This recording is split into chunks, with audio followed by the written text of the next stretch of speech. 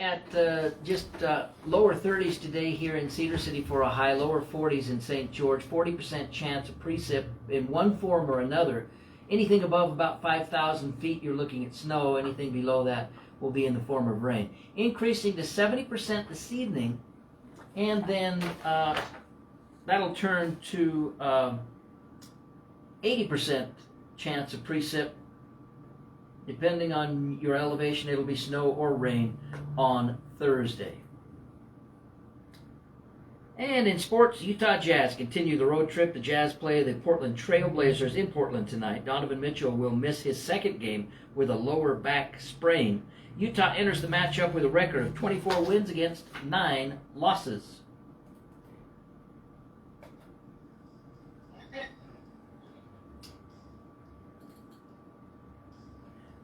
And it is Wired Wednesday. Great to welcome MJ to the studios, and you brought a guest with you, MJ. I did. Good morning. Welcome to Wired Wednesday with McKinnon Hansen. As I'm in mid-yawn, I tried to yawn before the show, and I'm just, trying to wake up. Not enough. And there are people so throughout far. southern Utah yawning right now. Yes. Isn't that how it works? Yes, exactly. So, sorry for those of you that are now yawning. Hopefully Wired Wednesday provides some value to your day today. I am so excited to have this individual in studio. I've been trying to get him in studio for about 6 months now, and he is an incredible individual. He was born and raised in southern Utah, and he manages one of our core community projects that has been going on since 1913. Now, with the bit of moisture we have, Morgan, you said a quote this morning from Paul Harvey. Do you mind reading it? Sure, I'd love to. I was raised listening to Paul Harvey with my parents. It says, "Man, despite his artistic pretensions and his sophistication and his many accomplishments, owes his existence to a 6-inch layer of topsoil and the fact that it rains." And I believe this is so true. It's incredible what agriculture has continued to do throughout the hundreds of years that we've been doing it, especially in this community, wouldn't you say? It is. And just when we say agriculture, sometimes we forget that. Let's just tie that to food. And no matter what we do with agriculture, and the water use and everything else, let's just think no farms, no food. And no clothing. No clothing, no so many things, even some makeup, no makeup. Yes, exactly. In studio today we have Morgan Christensen, who is the manager of the SUU Valley Farm. He was born and raised in agriculture, and so today we're going to talk about kind of his history with agriculture and why he's so passionate about it, and then a little bit about what SUU has been doing and how really it was in 1913 where the first ground was donated, wasn't it? It was. That it was established in 1913. Several families, there's many families that donated ground, and it was ongoing through that process. The mountain ground, the valley farm, everything was donated, so that really to help local producers. A lot of it started with the Branch Agriculture College, and to get better at raising sheep and the ewes. Back when it started, there was a less than 1 lamb to ewe ratio in the state, and through that time, they just got better. They started lambing in barns. We call it the jug barn. And then teaching those to the local farmers, where now maybe an average is like 1.5, 1.3 to 1.5 or 1.7 lambs per ewe. And so the history there, especially the sheep history, is so rich, the college. We do many other things also, but really it's been going on a long time, and we hope to have it go on a lot longer. Morgan, tell us a little bit about when you started your deep passion for agriculture. What was your first chore? I believe I had to feed. Dad had an old bull that we called a teaser bull for his AI operation, and I had to feed that. I probably started off with a puppy, but then I fed that bull, and then he had a couple mules and had to feed them. And I was little. I remember walking across the farm and it was clear on the other side. We didn't live in town. We were out alone, and you could sometimes hear coyotes howl in the morning, and just being a little nervous to go and do the chores each morning. But a lot of times I got to go with my older sister, and that always helped. When you were around 8 or 9, I remember you telling me a story. Tell me about that. So when I was about eight or nine, we lived on a farm, and my mom would wake me up maybe 5 o'clock, and you know, in the middle of the summer, by 5:30, somewhere in there, you can start seeing. And she would grab me some breakfast and a bottle of water. I remember the water was in a mason jar, and she would haul me down to where my dad was baling hay, and my dad would stick me on the baler, and it was an open cab baler or open cab tractor on a little 2-string baler, and I knew the pattern. I'd been doing it with him, and he just showed me the pattern, and he gave me the instructions. Morgan, you just keep this baler running and tying bales with string. And when you have a problem, if it starts breaking bales or something breaks down on the baler, your rear end needs to stay in the seat of this tractor and never get off. You shut it down, and that was his safety speech. Of course, he was 300 yards off, maybe changing a dam in an irrigation ditch, or he was somewhere close by. But as I think about my kids, they've had some of those same opportunities. But that was as I think back, I was pretty young to be doing that. But I'm glad he had that kind of faith, and that's why farm kids can do what they do, is because they have to. It's incredible the history, the rich history that agriculture has in instilling morals and ethics and principles and work ethic into our daily lives. Morgan is a prime example of that. There are other producers in the area that do that as well. I just haven't had a chance to get them on the radio, or they've flat out refused of those you know who you are. Morgan, Start mentioning names. Yes. Well, if I want to see the new year, I just need to leave it at that. Morgan, with all of the passions that you have continued to instill, not only from your childhood but into the childhood of your children, where do you see, you know, agriculture kind of in the area, and what's SUU doing to kind of get us into the future? So one of the big projects that we're doing at the farm, I'll just start there, is we have partnered with Utah State University out of Logan, and I'm not going to mention too many names, but Dean Winward, Lee Wood, we as a team, our assistant manager Andrew Heaton, we've partnered, and Chad Reed, the old extension agent, this was, I think, one of his visions, was to get some of these things going at the farm. But also our current county extension agent, Dr. Randall Violet, so together we've decided with Utah State University, and the one who's doing the research is Dr. Matt Yost from USU, and he has a couple graduate students. One of the students is Dakota Bourne, and he's a former student of SUU, one of the ag students. And he's now getting his master's degree on this project. But what it is it's a water optimization project. They have, Matt wanted to be on a linear sprinkler or a lateral sprinkler. And what that is if everybody in their mind can imagine a pivot, you know, going in a circle, instead of being connected at the center, the linear just walks up the field like a wheel line would, so you don't miss the corners. The math that you have to do research on a pivot, because the nozzles get bigger as they go out, Matt he wanted to do a linear so that we could just do it without the math and without those problems that come with that. Also how the water goes through the linear. And so this water optimization, and there's lots of people who have been instrumental in bringing that to pass there at the SUU farm. I'll talk about it for a minute. On a pivot, we call between the wheels a tower. Between each section of wheels, we call a tower. Now, under each tower of this 7-tower linear, we have a different set of nozzles that apply water to the crop or to the ground in a different manner. The first set of nozzles that I'll talk about is a LIPA nozzle, which is a low elevation precision application. The second set of nozzles is a LINA, which is low elevation Nilsson application. The next is LISA, which is low elevation sprinkler application. and MISA, which is a mid-elevation sprinkler application, which is pretty typical. That is the nozzle that most of the farmers in the state are currently using, and we see them about a mid-elevation level. As just through the first year, we've had one of those grad students present and finish her project.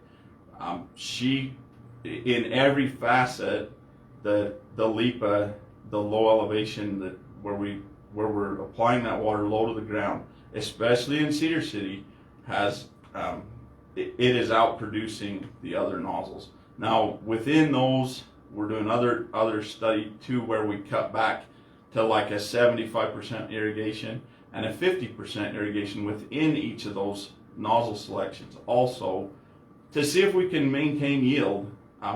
We're trying to make it so that other farmers, where we're kind of taking the chances, USU together, we're taking the chances on maybe some yield loss, but then with that research, we can help the local producers to be able to do the very best that they can without taking those losses. Which is so important, especially in this area. We don't have producers that can necessarily experiment with their crops every year because they're using it to support not only their farm and regenerating their farm and their production, but they're using it to support their families.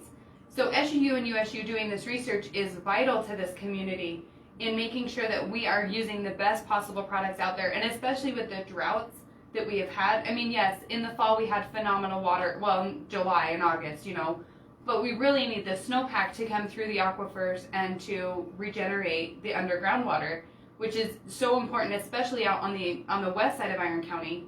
They call us the east side, I'm going to call them the west side. But Burl, the valley, the winds that can come through there, I have seen it bury fence posts with sand and topsoil. It's incredible. So if we can get these watering systems in place to help just general forage, not even just production forage such as alfalfa and sorghum and those types of things that we have in the area, but just general keeping the ground where it needs to be is vital too. It is, and as I was kind of saying, with the LIPA nozzle, we've been impressed with it even before we started the study, and so we've put into practice all our other two pivots on the farm are LIPA now as well. But just being good stewards of the farm, as this SUU farm, we're lucky because USU's come in there, because everything we do at the SUU farm is much like a traditional farm, and we have to pay our own way. At the SUU farm, we pay our own way, and so we can't necessarily stand that loss either. But USU has come in and said, okay, we want to do these experiments. We need a place in southern Utah. You guys have the land, you have the water. We would like to put the linear system in. And then if we're not made whole at the end of the year, if we have losses, they've been generous to help us. We sometimes split those. We want to do all we can to help too. Right. But it is so important. The best, and I'll say this with caution, the best environmentalists are the farmers on the ground, the local farmers that own the ground and are going to make a living, hopefully 5 generations from now, still be on that farm. Well, just as Paul Harvey has stated before, without a farmer, that entire poem, I feel like, we wouldn't do anything without farmers and producers, and we're taking care of God's country is what I'm going to say. We are. I'm bold enough to be on my radio show Put and it right say, out there. we're in God's country, we got to take care of it the best the way we know how. Well, and if you don't, it's only you that's going to suffer in the future as far as the farmer is concerned. He wants to farm perpetually, looking for his generations to continue to farm. So any kind of shortcut isn't going to cut it. No, exactly. So let's switch gears a little bit, Morgan. So not only does the farm produce alfalfa and different crops, and they're trying to better leverage their water with the LIPA, LISA, and MISA systems. And once again, just to be clear on this, when we talk about low and mid elevations, we're talking about the distance from the emitter to the ground, right? That's Yes. the elevation. Yes. Yes. Yes. The LIPA would be about 18 inches. The MISA is probably nearly 5 feet. Oh, wow. Okay. Yeah, so it varies drastically, but the water usage and the productivity is what we're trying to make sure we're getting as most efficiency as we can out of it. Maximizing. Yeah. And LIPA has been the most efficient because it's within a range that the wind can't catch it and take it, you know, a few hundred yards away, as such as a mesa. But the LIPA is only maybe the wind. Now, I'm not a scientist by any means, but I can see the wind and I can see the water. Yep. The LIPA, the water only goes a few feet. Right. Versus a few hundred feet with a mesa, just because of the water and the wind that we can get through We this don't area. never get any wind around here. No, wait. Give it 5 minutes, Chris. We do have blue skies. Anyways, so Morgan, go ahead. Well, one thought and something I'd really like to share with I think everyone ought to know, as we're all trying to conserve water, is a year ago, so in 2020, we had 5 will lines on the same 80-acre piece of ground. We had 5 will lines that were each using 250 gallons a minute. And so that takes you to 1,250 gallons a minute that we were asking our wells to produce, to maintain, to keep those will lines and to keep that ground wet. When we nozzled the new linear, and it would be the same if it was a pivot or the linear, we set it up for 600 gallons a minute. And so right there, we were able, we're saving 650 gallons a minute. That just so everybody kind of has that in thought.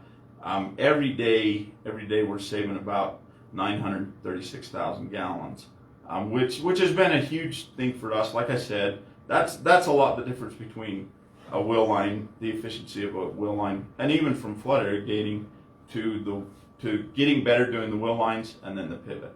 And we know the pivot is most efficient. So now with these other nozzles, we're trying to make them even more efficient. Which is incredible.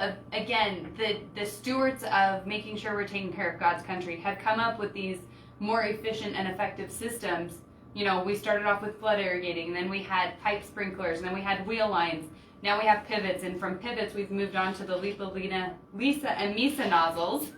I feel like I'm talking about a crew of women right there. It is. In fact, my wife calls them the girls. So. Yes, the girls. I love it. So Morgan, what else does the farm do? What else does it accomplish in a daily activity? So we also have, I mentioned the sheep a little bit, but we have maintain about 300 to 400 ewes. Within that, there's 3 purebred breeds. We take some Targhee and some Rambouillet bucks up to the Utah Ram sale. We're very proud of that herd of sheep.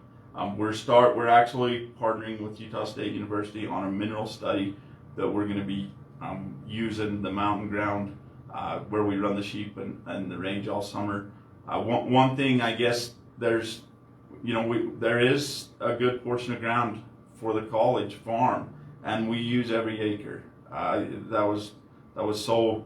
Somebody was asking Lee Wood once, well, what are you doing with this? And he just finally said, we are using every acre of that farm to produce on this farm. And I thought that was so good. And we use every acre, whether it's the cattle or the sheep, or the farm, the irrigation. We run about 40 to 50 mother cows that, now keep in mind, the whole farm is a large laboratory for the students of SUU. I came to SUU in 1993. I graduated, it takes me longer maybe than others. I graduated in 1999. There was some things there in the middle that I didn't go all the time, but with the good support of a good wife helping me along, graduated in 1999 with a degree in ag business from SUU. So I got to use that as a student, and so now to be interacting with the students there at the farm, I love it. It's great. We have a large equine program where you can get a 2-year degree. It's a great place. Morgan, it is incredible what you have mentioned today and how the farm is still, the SUU Valley Farm, your passion for agriculture, you're raising kids and students to become passionate in these areas, and the research that you guys are doing is incredible. It's, the prime principles, I think, Chris, is what I'm taking away is food is agriculture, agriculture is food and clothing and much, much more, right? And jobs, economy. Jobs, economy. Agriculture is still in the number 2 spot of economic driving factors in Iron County, which a lot of people want to ignore, and you can't ignore it. our herds are, I know producers in the area that are becoming stronger and gaining more traction and becoming those bigger operations to survive, but not only to survive for the need, but also for their families. It's incredible how much agriculture and community families such as that instill principles, morals, and ethics and work ethic within their posterity and how they grow those things. As we're running short on time, Morgan, what would you say the number one advice to producers out there? As you guys know, keep your chin up, because every day is wonderful, right? But we have challenges. It's a challenge every day to get through. We especially know during this drought, we have families and things that are struggling with the drought. We're looking better. We got some good moisture, but just keep on plugging, keep on praying, keep on working. That's what we do. And for my Grandpa Jones, I think it's always keep duct tape in your back pocket, right? Yes, because you're going to be fixing things all day. Something. And Thank you. Some baling wire as well, right? Yes, of course. Thank you for joining us, Morgan, for Wired Wednesday with McKenna Hansen. I'm your local Farm Bureau financial agent. My number is 435-592-2021, specializing in agriculture, commercial, workers' comp, and succession planning. Thank you, MJ. And great to visit with you, Morgan. Thank you. Good Time to be here. to turn to Captain Craig for our final traffic report of the morning after some overnight snow and a few slick spots out there. Nevertheless,